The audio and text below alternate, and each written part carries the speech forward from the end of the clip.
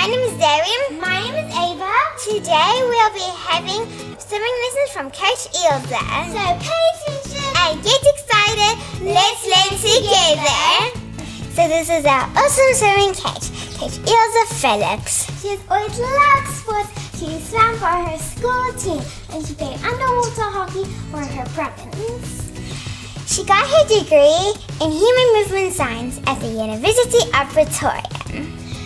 She was coaching and inspiring athletes in different sports for 14 years, but swimming is a true passion. She doesn't compete in open water swimming events such as the Mid-Mile Mile and the Sun City Challenge. Her passion for swimming is matched by her passion for coaching and inspiring children. Her aim is to help kids like us to improve and learn new skills, to be confident in and around water, to understand how important exercise is for a healthy life, and to have fun. How blessed we are to have a swimming coach like Coach Ilse. Now we're first going to ask Coach Ilse some questions. Why is it good for children to learn how to swim? So, in South Africa, we all love to be outside all the time. So we are outdoorsy people. And usually it's on a beach or around a pool or next to a dam. So that's why swimming is a very important life skill. You have to learn how to be safe in water, around water, when you're playing around water. So it's very important for all children to learn how to swim all the time. Okay. What other benefits do we get from swimming? So swimming is super good for exercise. So it improves your lungs, it gives you a strong heart, it gives you strong muscles, it improves endurance. So it's a fun way to exercise your body. It works all the major muscle groups in your body all at the same time. And it's also a great way to meet new people and to make new friends at swimming as well. Mm-hmm. Are there different levels in swimming? Yes, there is. So you start off with learn to swim. That's where you are a baby or a toddler and mommy takes you to swimming and the coach is with you in the water. They learn you what you must do if you by accident maybe fall into a pool, that you float on your back and how to get to the side of the pool safely. Then you get stroke correction and stroke improvement. That's what you guys are doing at the moment. So you learn the different strokes, you learn the turns, you learn the starts as well. And then of course you get competitive swimming. That's where you swim for your school or you swim for your club and you work towards improving your times in the different strokes. So they take your time, so you do freestyle, they take your time and then you work towards a better time every time when you go to swimming class. How long are swimming lessons? So that usually depends on your age and the level that you are doing at the moment. So if you're doing the learn to swim, then it's usually about 20-minute lessons twice a week. If you do the stroke correction, that's your lessons, it's 30-minute lessons twice a week. And then when you start competitive swimming, you swim an hour in the afternoons. It can be every afternoon, so that's hard training. And then usually, if it's peak swimming season, sometimes they train twice a week. So they swim in the mornings before school for an hour and in the afternoons after school for an hour as well. And then you can get Olympic athletes like Michael Phelps. He trains 6 hours a day, 6 days a week. So that's lots of training there if you want to compete on that level. What different strokes do you get in swimming? So you get 4 main strokes. The 2 easy ones is the crawl or the freestyle. That's the one that you use mostly when you do swimming.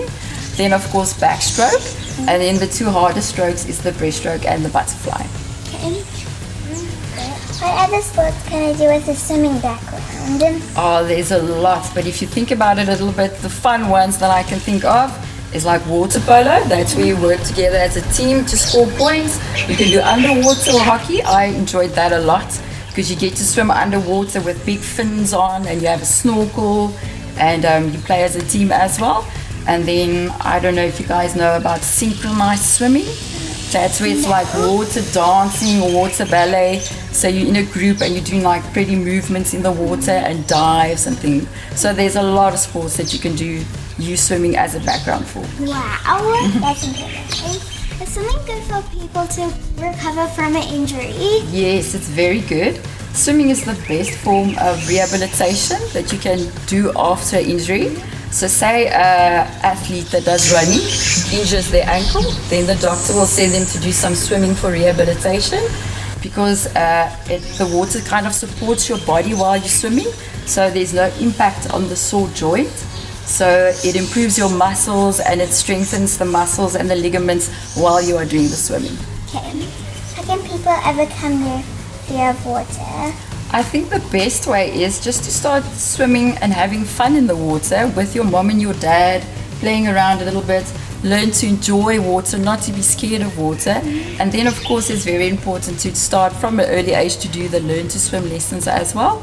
That will make you feel more confident and more comfortable in the water from an early age. Do I have to swim with a cap and goggles? So if you do swimming lessons, usually you have to wear a cap and goggles. It's just to get used to it, because if you do the competitive swimming, you have to wear a cap and goggles. But I think it's very nice if you swim at home to swim without a cap and goggles, to get used to water in your face and water in your hair, so that you get comfortable in water as well. So it's good to swim with a cap and goggles, but it's also good to swim without it as well. Must I wait an hour after I ate before I can swim? I know usually people think that you have to wait an hour. I think you can eat. When you rest a little bit and you're comfortable, you can jump in the pool and go for it again. Okay. All right, I'm super excited to have you guys here today. We're gonna have such a fun time doing the swimming lesson, and I love having you guys at Pretoria East Swim School. Let's have fun. Let's do the lesson. Yeah. Okay. All right, guys, we're gonna start with our warm up. Can you please take a board, a kickboard? That's it. Goggles on. So we're going to start with 2 lengths of freestyle kicks, some leg burners. So I want you guys to go as fast as you can, small fast kicks. Remember to keep 2 hands on the board all the way. Are you guys ready? Yes. Okay, and let's go.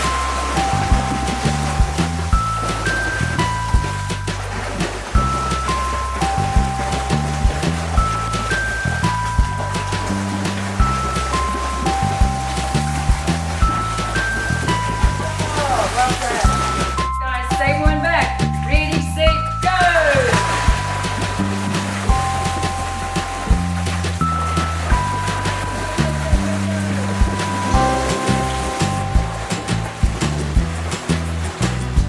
Alright guys, so when you do one arm freestyle, please make sure that you always keep your front arm straight on the water, flat on the water.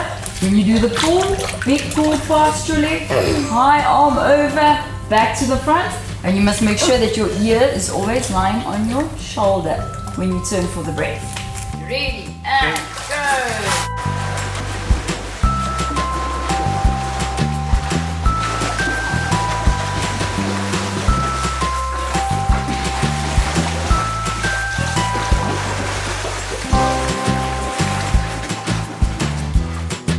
Right, we're going to start with a dive. Remember, under the water after the dive, you have to keep your hands in front of you, feet together, and dolphin kicks to come up. Then you start and you do your catch-up freestyle with the touches in front, all the way to the side, tumble turn, all the way back. Remember, please, to close your hands when you're doing freestyle. Always closed hands. All right. Take your arms. Go!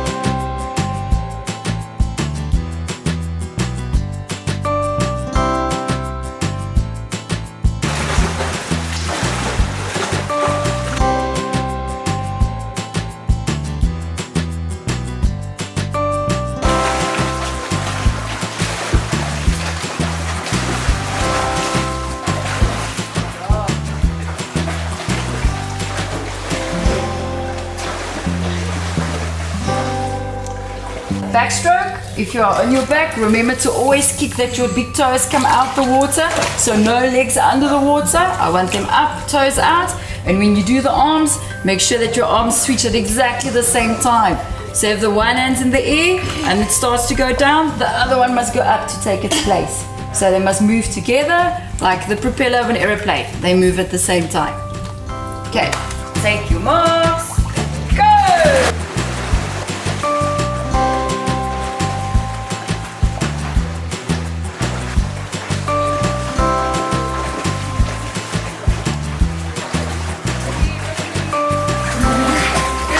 Well done. With the dolphin kicks, guys, remember feet together. So imagine that someone took glue and they glued your legs together all the way to the top. Hands next to your side. And then you must move your hips up and down. Not too big, small, fast movements. Up and down with the hips with your hands next to your side. And go!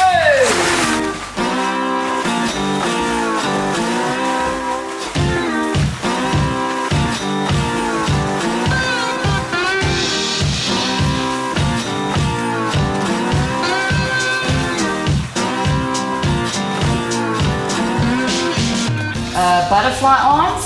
Okay, so remember when we do butterfly? In butterfly, we do not start with our hands together. We start a little bit open, facing the water.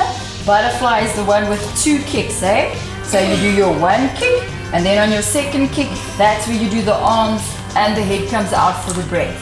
So if you put it all together with the 2 kicks, that's 1, nothing happens with the arms. 2, you take the breath and the arms go out. Ready, and go!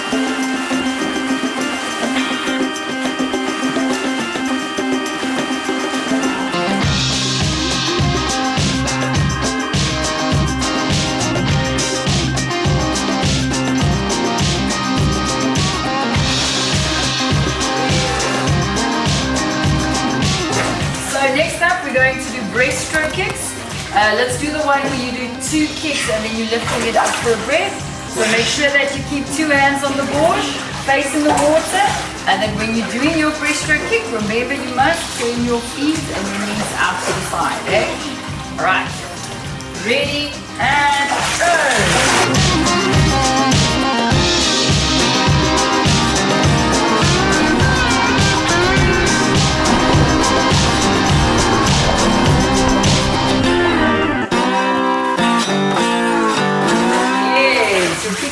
Good, well done. So when you do breaststroke, hands together, your starting position is with your hands there, your head down. When you do the breaststroke kick, the froggy kick, always make sure that your feet and your knees turned out a little bit so that your toes face to the side of the pool. So when we do breaststroke arms, remember we start in the starting position over there. You must imagine that you have a big pizza in front of you and you pull your arms around the pizza and then you cut the pizza through the middle. So you mustn't go too big. I don't want you to pass your shoulders when you pull. I don't want you to pull down under the water. It's a little circle over here and then through the middle of the pizza. Okay, ready, and go!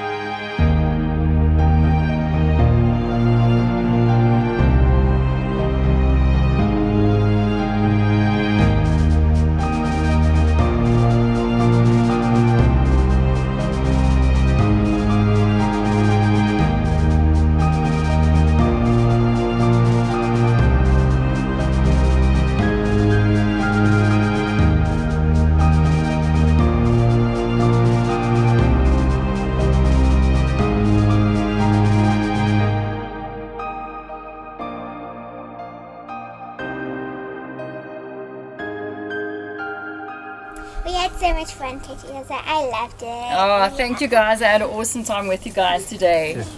So that's for today's video. Thank you for watching. If you enjoyed this video as much as we did, hit the subscribe button. And if you want to know more about Coach Ilse and her swimming school, check the link below. And we will see you on the